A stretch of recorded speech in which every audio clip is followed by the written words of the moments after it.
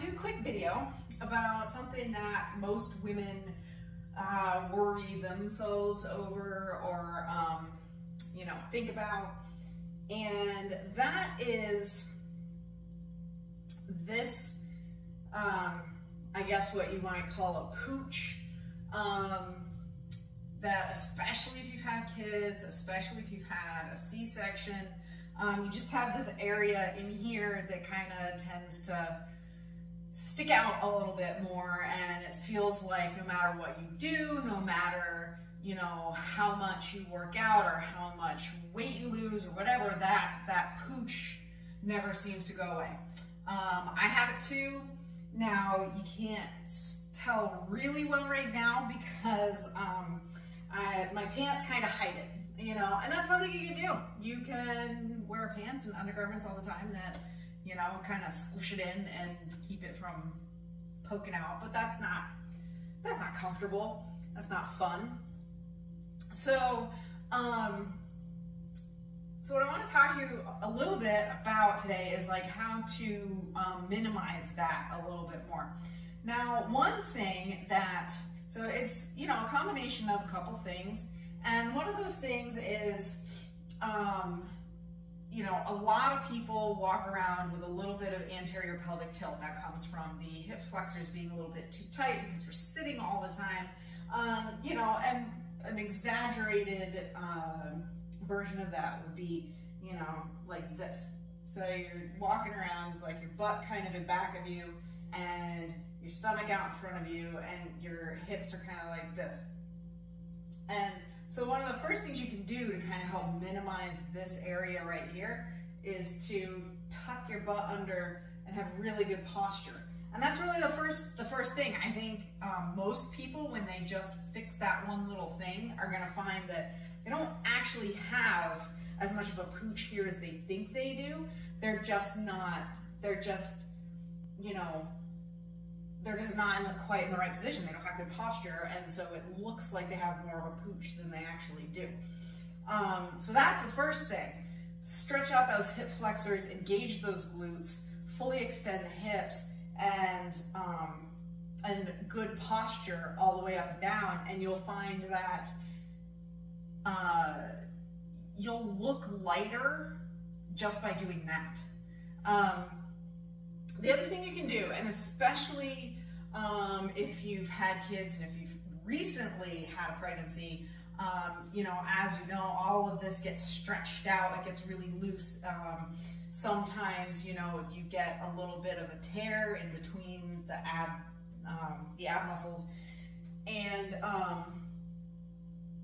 there is a way that you can fix that. So you've got all these muscles in here. You've got the rectus abdominis, so that's the six-pack ones. Then you've got the obliques, which are on the side, which, you know, the rectus abdominis is the, you know, the back flexing. Those are the back flexing muscles. Those are the ones that everybody, you know, wants to be seen. We have the obliques that twist. Really heavily involved in walking and running because you're actually twisting every time you do that. And then you've got this third deeper layer of muscle underneath, which are the transverse abdominis, and they go all the way across here. And those are responsible for, you know, basically holding your insides, holding in your organs. And those are the ones that a lot of people, you know, basically let atrophy, and especially if you're a woman who has had children, those muscles, you know, they atrophy and you don't really think about working those. You know, we're always thinking about, oh, doing crunches to get the abs, but there's more muscles in there. So there's a really simple and easy exercise that you can do to firm up those the transverse abdominal muscles. And I'll get down on my back to show you. And I forgot to move this thing. But basically what you're gonna do is you're gonna lay down on your back. And you can, you're gonna lay down on your back. and you're going to blow all the air out of your lungs, as much of the air out of your lungs as possible. And what that's going to do is really, as you're like struggling to breathe all of the air out, that's going to engage these muscles. That's going to engage the core muscles. And then after you've done that, you're going to you're going to think about pulling up and in. You want to think about pulling your belly button. You want to pretend you're going to touch your belly button to your spine and suck it up into your rib cage. So, you know, let all the air out and then suck it in. I'm not sure if you saw that, so I'm going to do it again.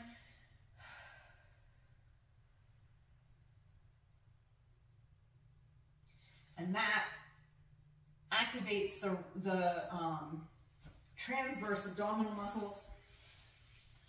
And once you get comfortable doing it on the floor, on your back, what you can do to increase the difficulty, to increase the resistance, is you can then do it while standing. You can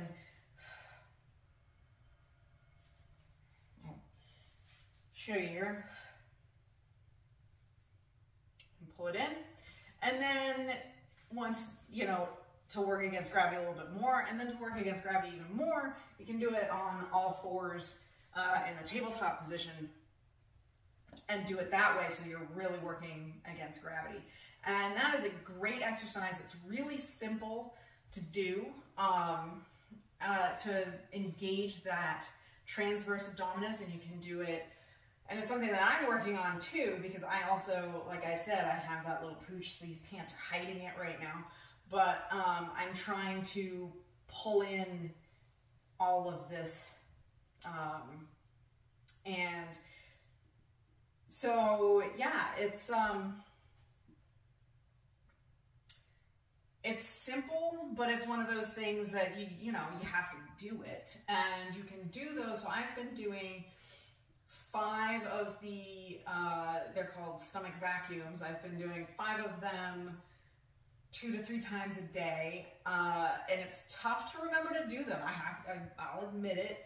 That was it. That was my, you know, I did them this morning. I'm gonna do them while I'm here. But yeah, you can do them 2 to 3 times a day, and you should, after, you know, several weeks of doing that and being really consistent about it, you should start to see this area get a little bit flatter.